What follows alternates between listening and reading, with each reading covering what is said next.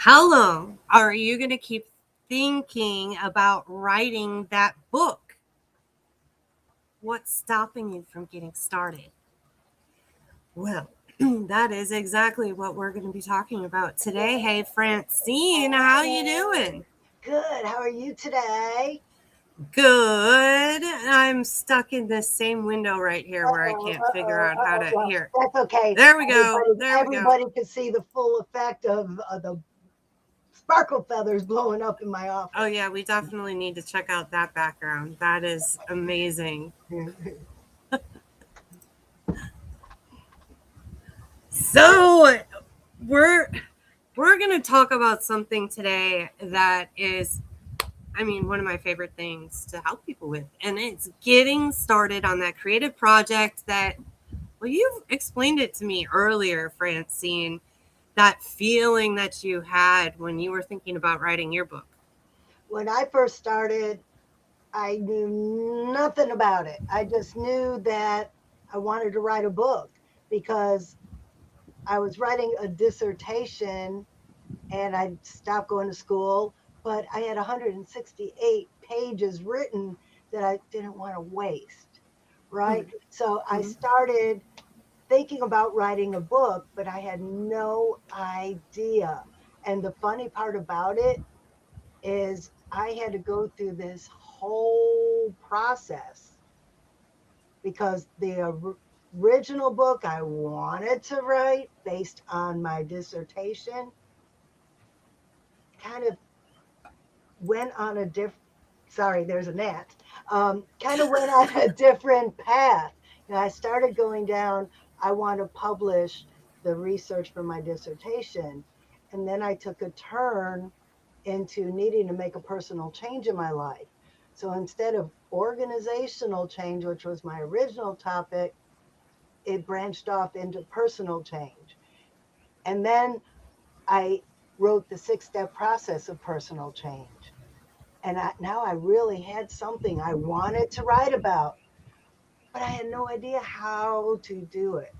I wish there were people like us doing what we're doing to guide me along the way rather than find the wrong people, waste a bunch of time and money, get frustrated.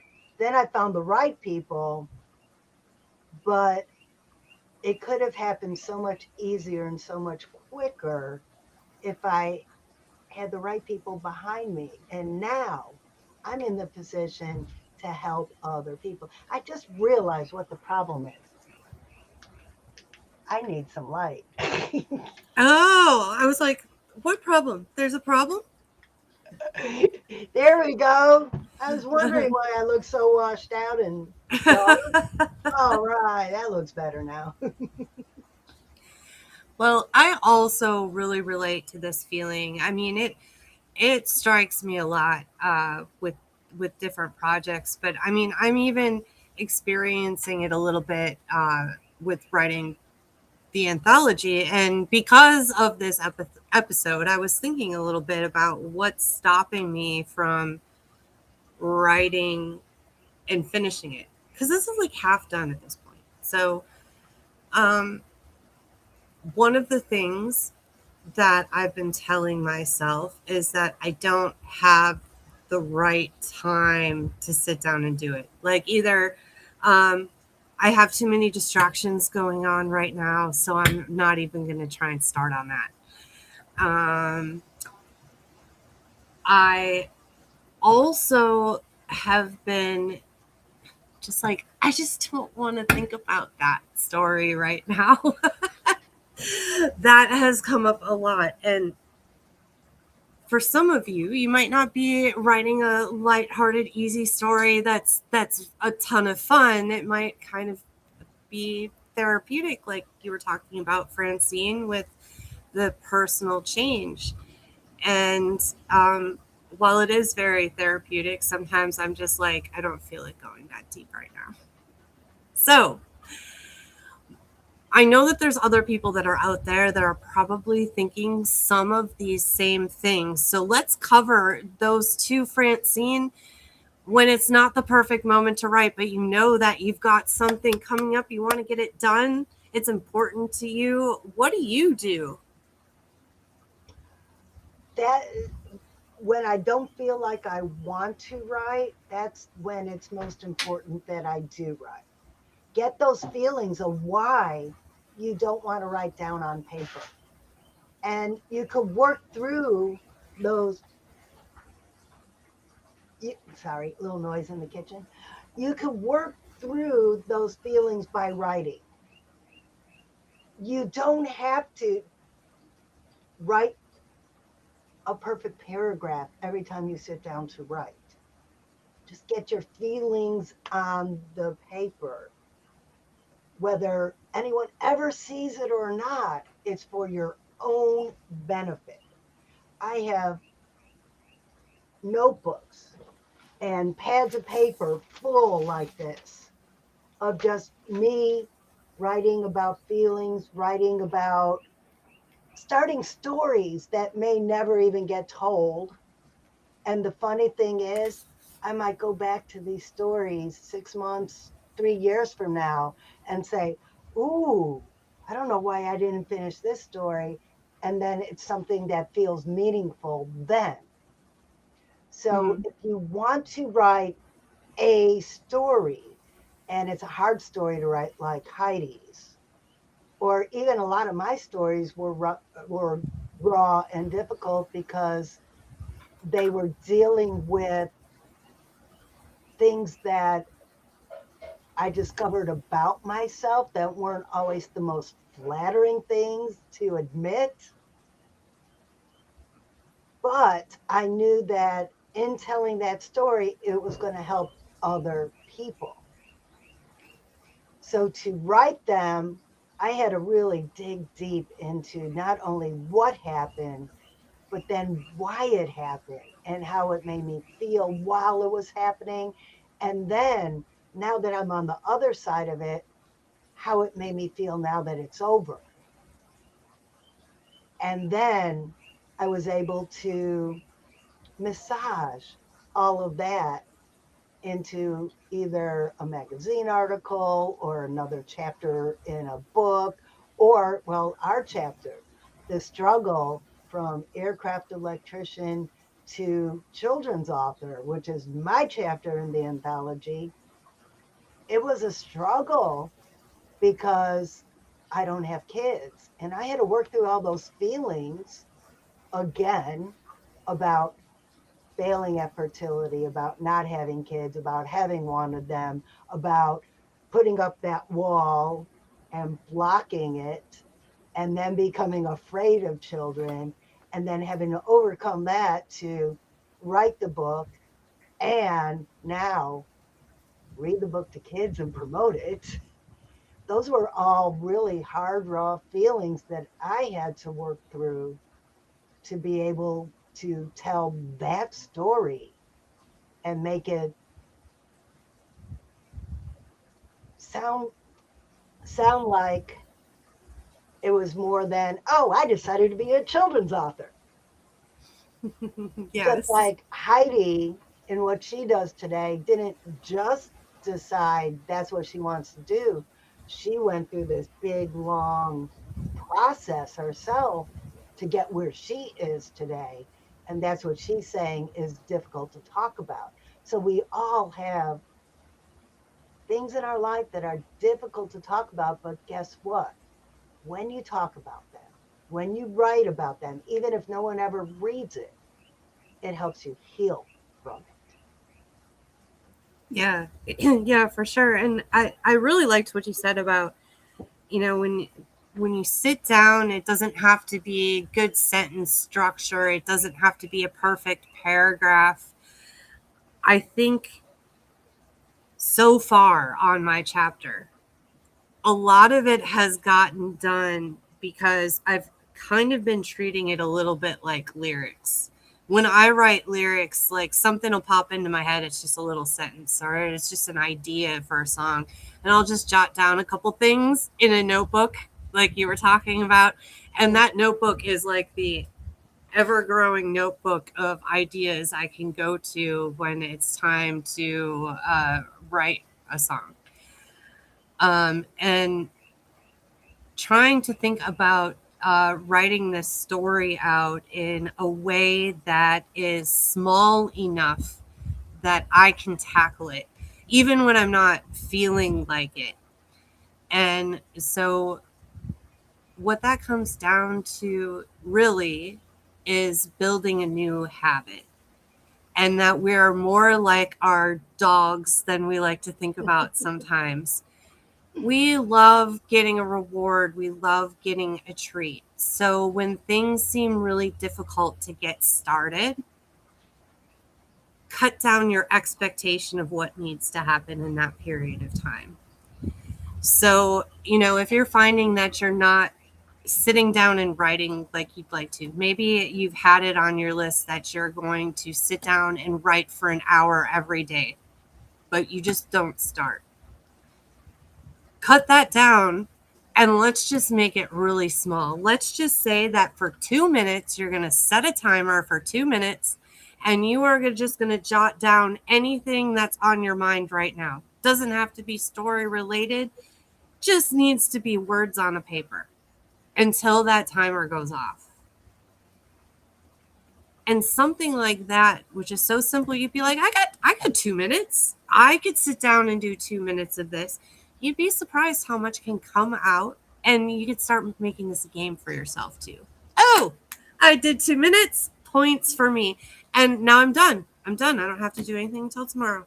2 minutes.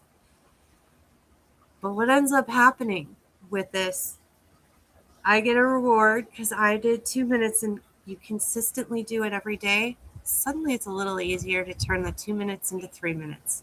That 3 minutes becomes 5 minutes. Or you'll find that you get on a roll and it turns into 2 hours.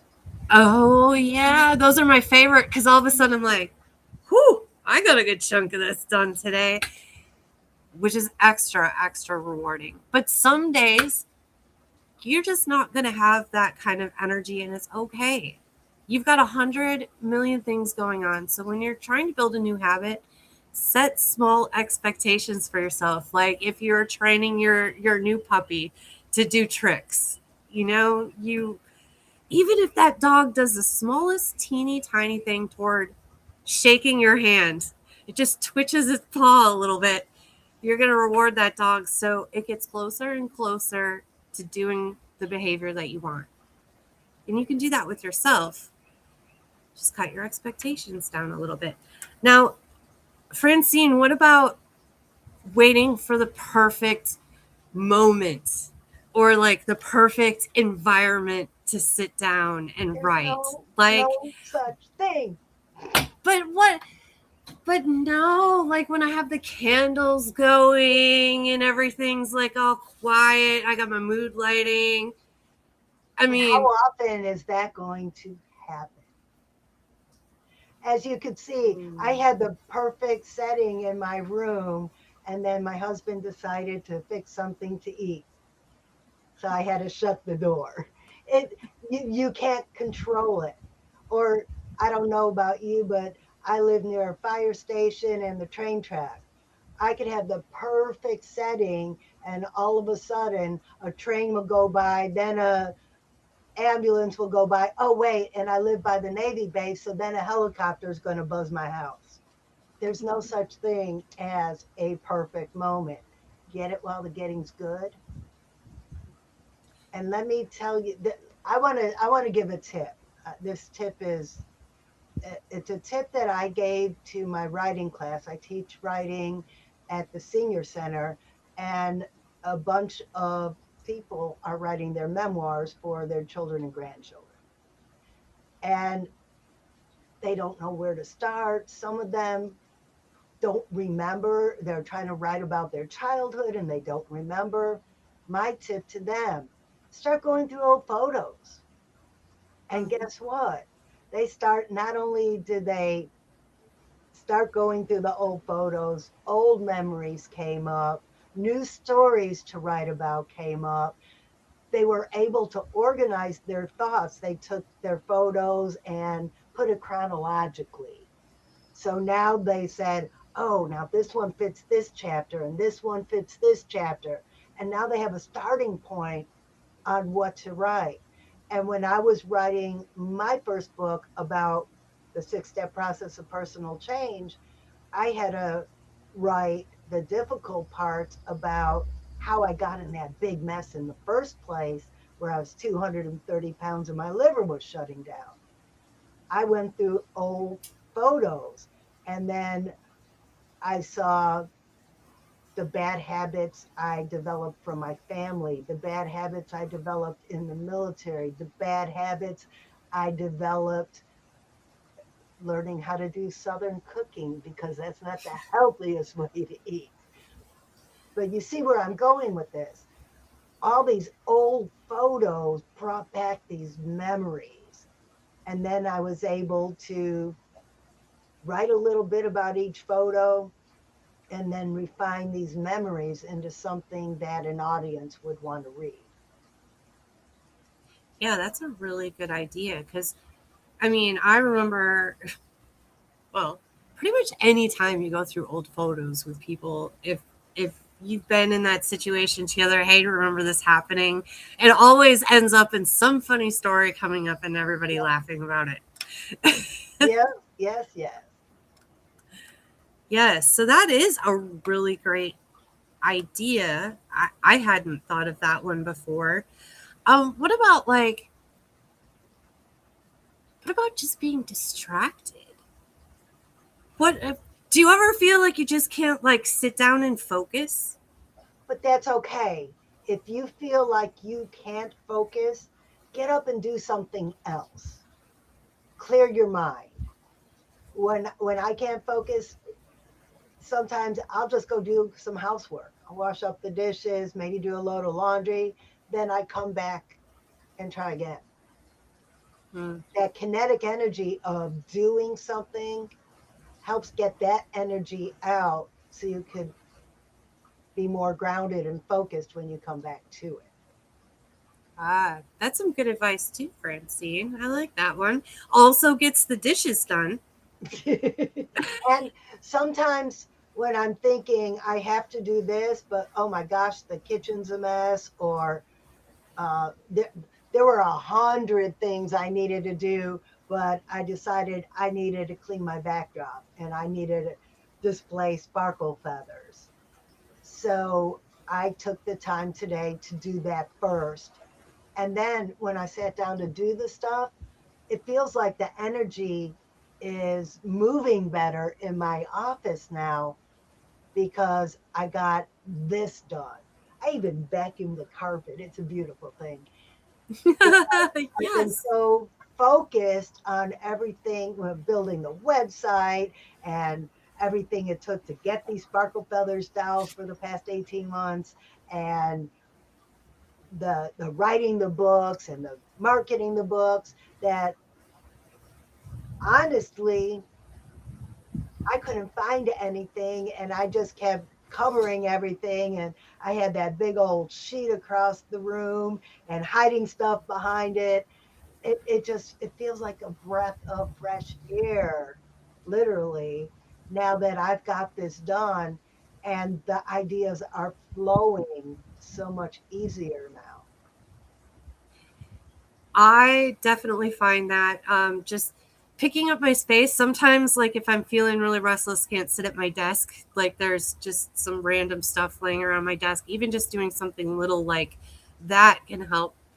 And I was also thinking about how often it is for me that just because I left the writing area with the pen and the paper doesn't mean that my brain has necessarily stopped the writing process. So it's very often where I'll walk away and do something else. And all of a sudden, I'll have this great aha moment and be Mhm. running back to my desk to quick write it down, or I'll have my phone nearby and just quick jot a note. And that idea is the best one that I've come up with yet. And I'm not sitting there basically hitting my head against the desk trying to like get the story to come out. It feels much easier to just get up, go do something else. It's still working in here. It still is. You can still let it kind of simmer in the pot. it's much easier for that idea to just pop in when you let it instead of force it. Exactly. Be in the flow because nothing happens when you force it. I get some of my best ideas in the shower. Oh, yeah. The shower is just a great place. It really is. That and my Hey, bed. isn't that where you? Hey, your chapter starts in the shower. It does. You know, when you can't be in a tropical island, just jump in the shower and turn it on hot. That's it. That's it. Close your eyes and pretend. Well, I would love for anyone watching now or anyone who's watching our replay, let us know how you tackle your not writer's block, how you tackle the I know I need to get it done, but I don't know where to start. How do you approach some of these subjects that Heidi and I have been talking about for almost 20 minutes now? Yeah, and I brought up some of mine, but Francine, for you, like what gets you stuck sometimes? Like, do you have anything that you're still kind of this comes up and I just don't want to. I'm just not going to. Do you get the stubbornness ever with yourself?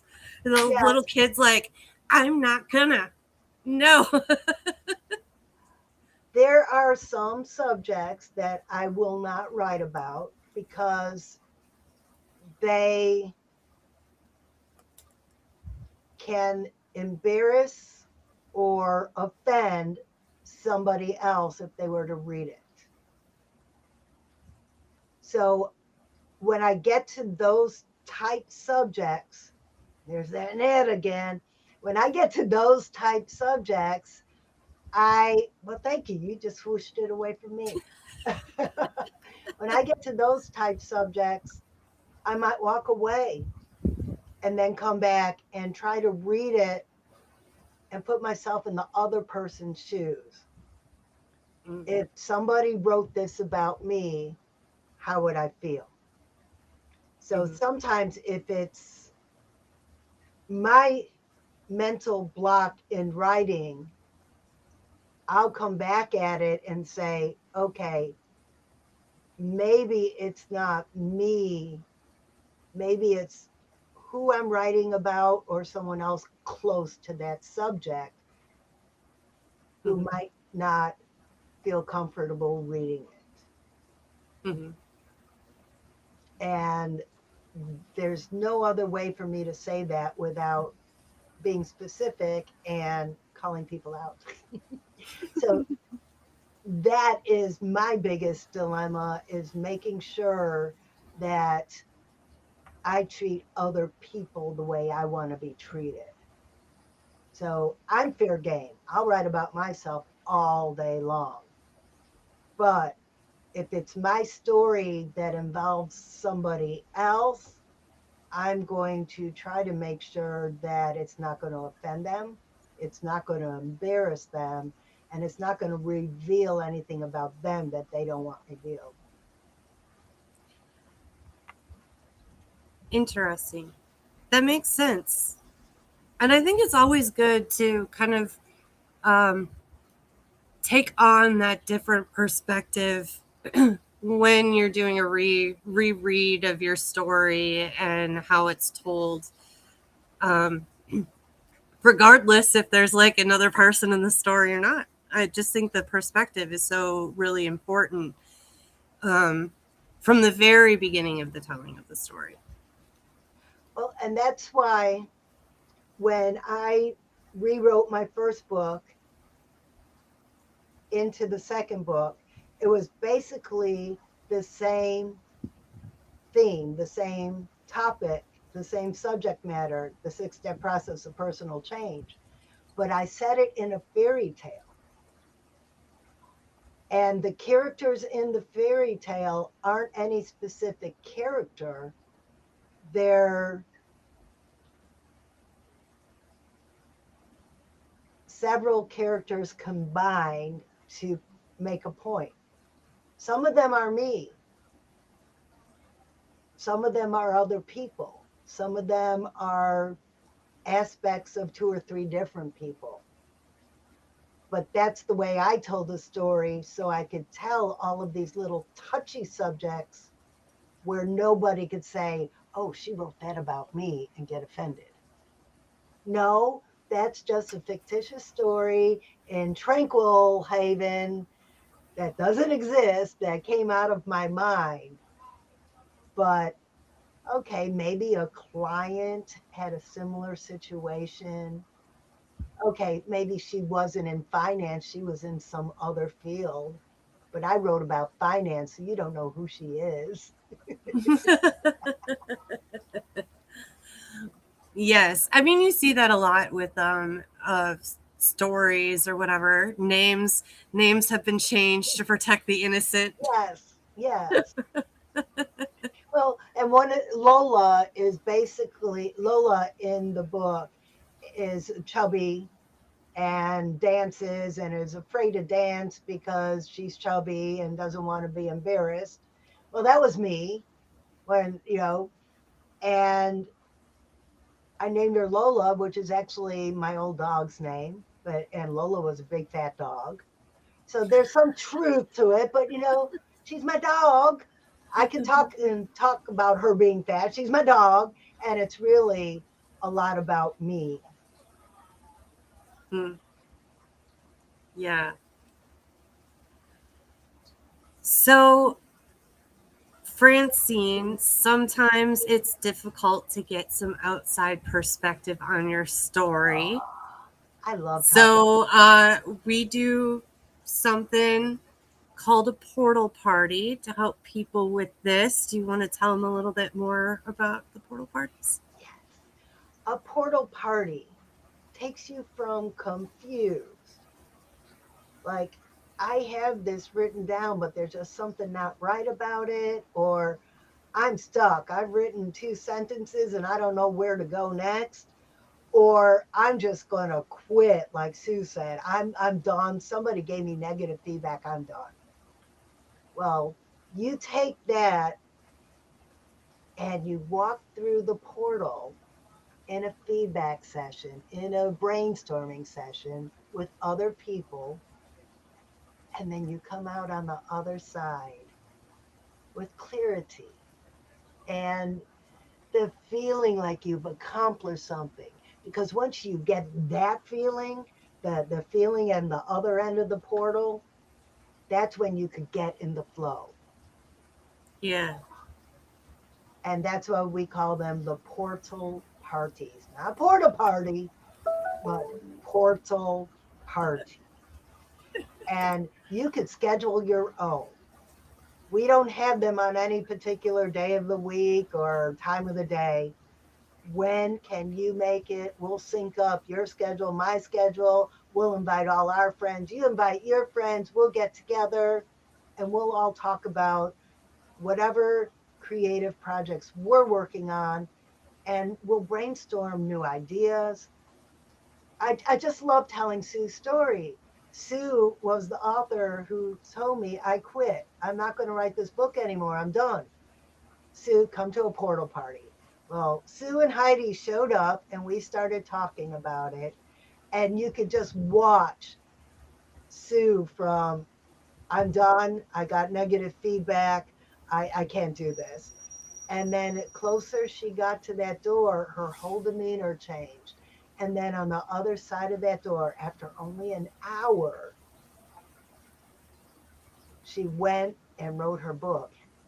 2 hours later, Heidi and I got a message. It's done. It is a pretty incredible story. And I love seeing that aha like spark. It's Yes. like it's very noticeable. Like kind of sit up a little straighter and like your eyes are all sparkly.